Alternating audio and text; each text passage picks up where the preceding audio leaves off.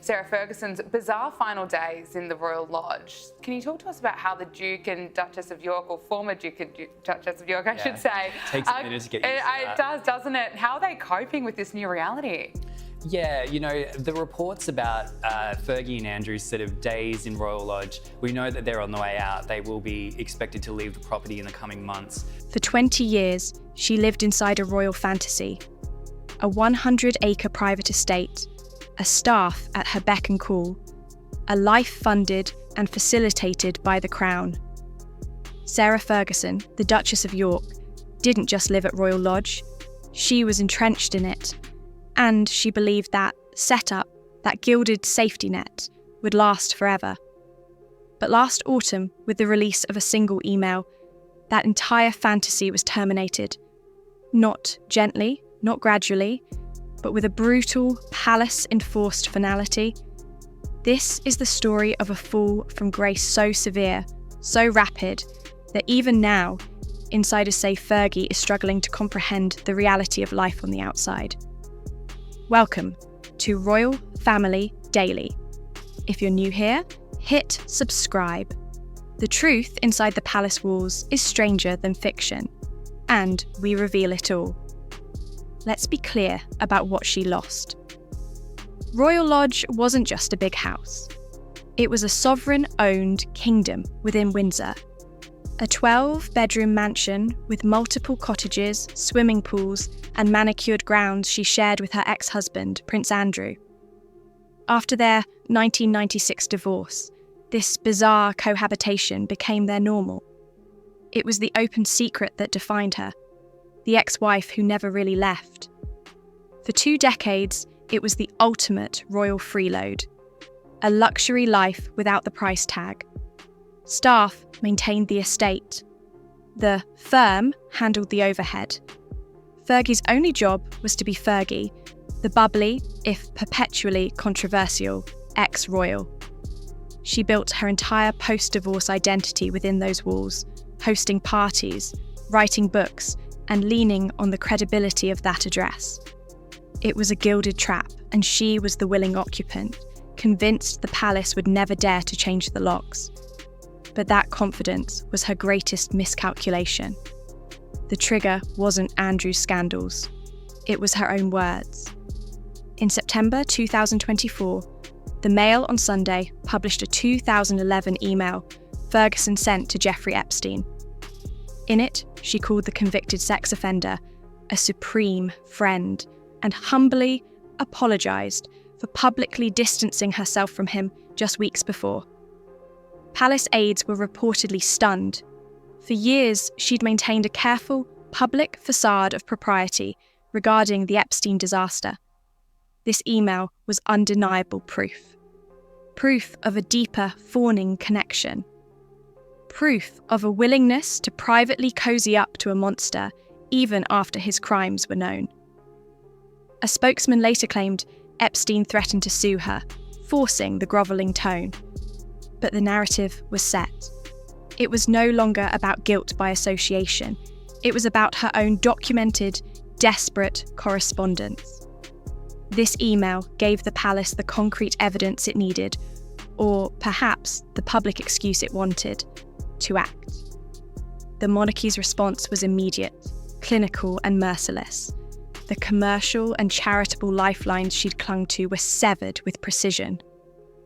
ITV fired her from Loose Women and This Morning. Her beloved charities quietly dropped her name from their letterheads. Overnight, her income and her purpose evaporated.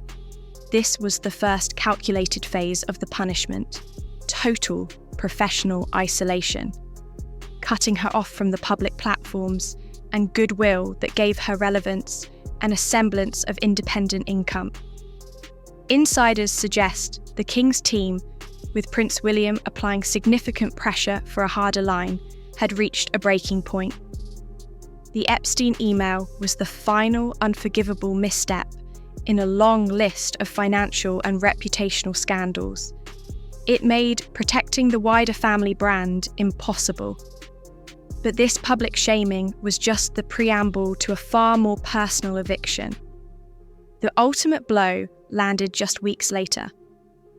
In October 2024, King Charles III made the unprecedented modern move to strip both Andrew and Sarah of their Duke and Duchess of York titles. They were not just demoted. They were legally downgraded and physically evicted, ordered to leave Royal Lodge, the only home their daughters had ever known. For Andrew, a source close to him raged it was the last thing his mother would have wanted, calling it an unfair seizure of his birthright. For Fergie, it was an existential catastrophe. A palace insider summarised their defiant attitude.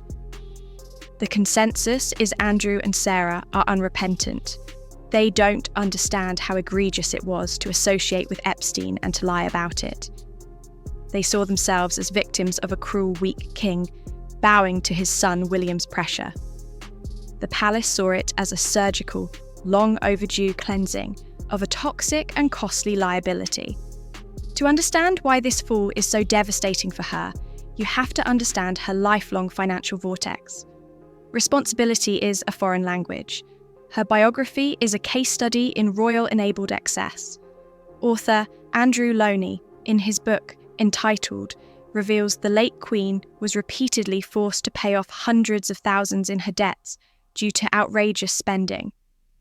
There was the time a friend threatened to sue when Fergie paid back only $6,500 of a $132,000 loan for a lavish south of France vacation.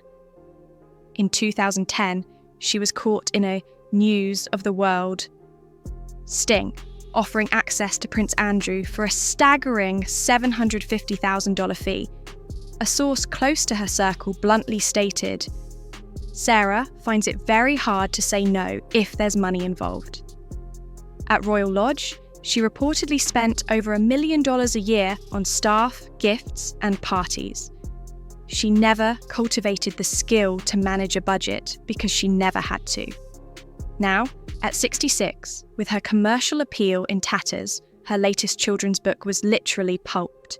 She faces utility bills, property taxes, and grocery costs she never anticipated. A confidant admitted the brutal truth. She didn't anticipate having to pay bills at this stage in life. She has no prospects. She's not prepared. In her desperation, her gaze has turned to her last potential lifelines, her daughters, Princesses Beatrice and Eugenie. Reports from GB News suggest a frantic Fergie is looking to relocate to Portugal, where Eugenie and her husband, Jack Brooksbank, have a coastal villa. But here's the crushing, unspoken reality. Her daughters are also operating in pure survival mode. That same insider revealed the chilling detail. Eugenie and Beatrice came close to losing their own titles over the Epstein scandal. Their position within the family's outer orbit is precariously balanced. It is upheld solely by their demonstrable distance from their parents' endless chaos. The insider added, they're being courteous, but keeping them at arm's length. They have young families and their own reputations to protect. They cannot, and will not, risk their own hard-won, fragile stability to subsidise their mother's fundamentally unsustainable lifestyle. For Fergie, this calculated distance might be the most painful cut of all. A personal exile within her family. So where does Sarah Ferguson stand now? Insiders describe a woman in a state of humiliated, furious disbelief. One source said she finds it appalling that she's gone from a wonderful, regal lifestyle to living like a common peasant almost overnight. But that's the very point the palace under Charles and William has finally enforced with brutal clarity. Those privileges were never unconditional entitlements. They were loans, contingent on discretion and dignity. Her lifelong refusal to live within any means, combined with a catastrophic, documented misjudgment of loyalty, has culminated in this perfect storm. The bubbly personality that once made her a popular figure is now seen as a lack of gravitas. The business ventures are exposed as reckless scrambles for cash. She is, for the first time in her adult life, truly on her own, shamed, cast out, titleless, and staring into a financial abyss she has no idea how to navigate. The gilded cage is gone. All that's left is the bill and a profound lesson from the modern monarchy. No one, not even a former Duchess, is too big to fail. The walls have closed in on the House of York, and the fallout is far from over. What do you think will happen next? Will Fergie manage a humble comeback, or is this exile permanent? Could Andrew's situation spark another royal crisis? Let us know your thoughts in the comments below. For more deep dives into the royal family's untold stories, their hidden tensions, and the truth behind the headlines, make sure you're subscribed to Royal Family Daily and hit the notification bell. We're here to separate the palace spin from the real drama. Thanks for watching.